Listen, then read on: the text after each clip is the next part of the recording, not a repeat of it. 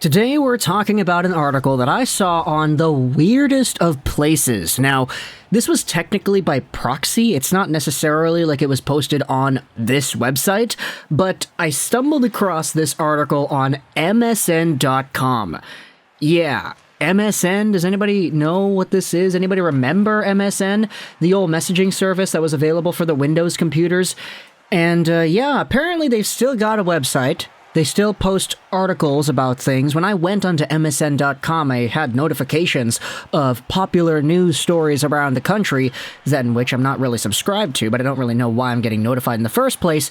But either way, on MSN.com, there was an article published by the hockey writers that was put onto this website. It was embedded on their sports category in the NHL section. And that's where I stumbled across this article that we're going to be looking at today, going over the Calgary Flames and their starting netminder, Jacob Markstrom. Or at least he's supposed to be their starting netminder. That's kind of what we're going to talk about in this video today. The article in question was published on the Hockey Writers and subsequently embedded on MSN.com by Derek Olson.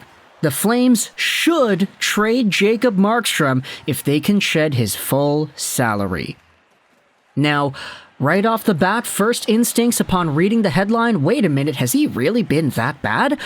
Well, let's go out there and look at the profile to answer that question. Jacob Markstrom right now is 33 years old, 6'6", 205, left-handed catcher. He's making $6 million a year till the end of 2026. We know how talented of a goaltender Jacob Markstrom could be, as last season the guy had a .922 save percentage in 63 games played and was a Vezina nominee. He was one of the finalists just behind Igor. He was also one of the final guys in his last Vancouver year. I think he was fourth in voting that season. He had a .918 save percentage in 43 games played, playing behind the abysmal Vancouver Canucks in 2019-20. Also had a pretty good save percentage in the postseason that year before getting sidelined in the Vegas series, only for Thatcher Demko to come out and establish Bubble Demko as a version of himself. Ever since leaving Vancouver and going over to Calgary, though, he's had a pretty up-and-down tenure.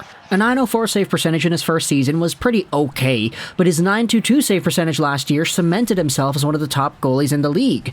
This season, though, in 36 games played, Jacob Markstrom went from a .222 goals against average to a .293, and his save percentage went from .922 all the way down to .891.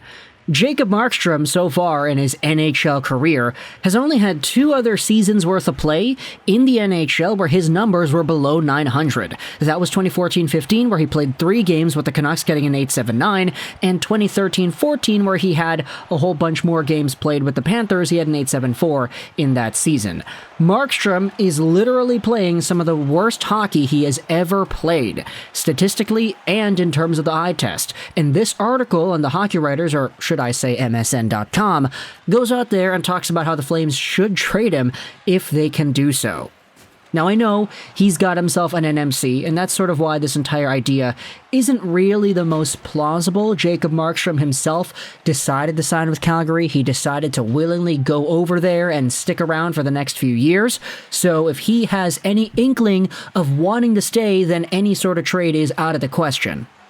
But let's go out there and read what this article has to say. Link in the description if you want to get it yourself and read at your own pace. But Derek Olson opens up the piece by saying Calgary Flames starting goaltender Jacob Markstrom has not performed well in his 3rd season with the team. He has strayed away from the stellar performance he authored last season.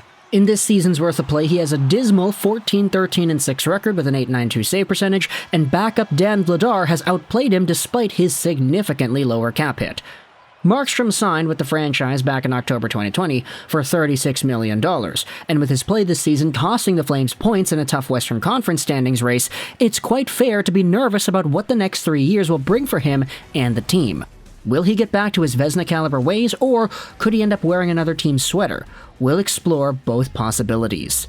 The first part, talking about keeping Markstrom around in Cowtown, goes over how other NHL goaltenders do have up and down years. Combined with the fact that he played a lot of games last year, mind you, that 9-2-something save percentage he had last year was accomplished in 63 games played, which is absolutely nuts when you think about it.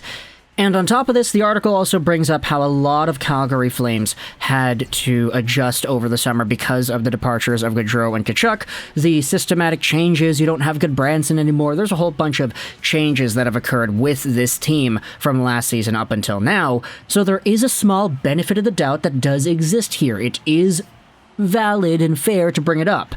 However, the article then explores the idea of saying goodbye to Markstrom, and how, at this point in time, it might be time to say goodbye.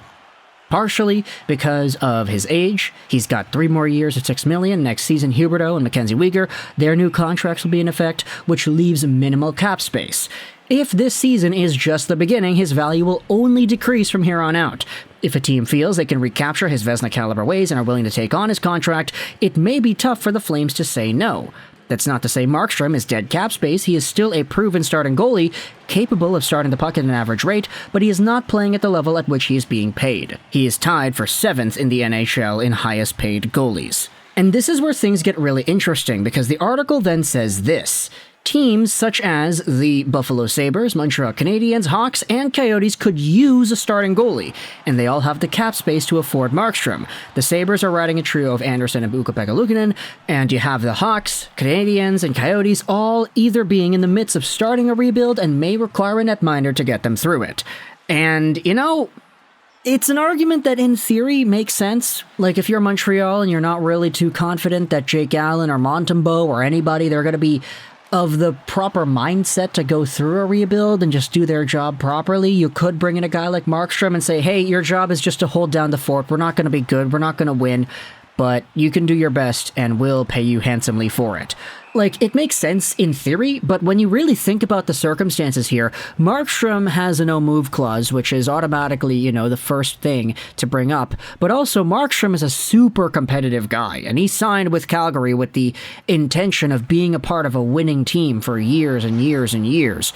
Asking him to go to a rebuilding team really does contradict not just the intention that he had when he signed the contract in the first place, but also Markstrom just as a whole. Like, he spent so many years as a Vancouver Canuck on a terrible team, and he was just so frustrated the whole time. You could see it every time he would lose a game in the shootout, or he'd let in a bad goal or whatever. He would slam his stick against the post, and he would freak out. He would have so many antsy moments as the Canucks netminder because the team in front of him would just hang him out to dry. And then in the media, Markstrom would say it was his fault. Like, oh, I need to stop that. I need to be better. Like, I get it. You're hard on yourself, buddy, but like, nah, the Canucks were just so bad in front of you.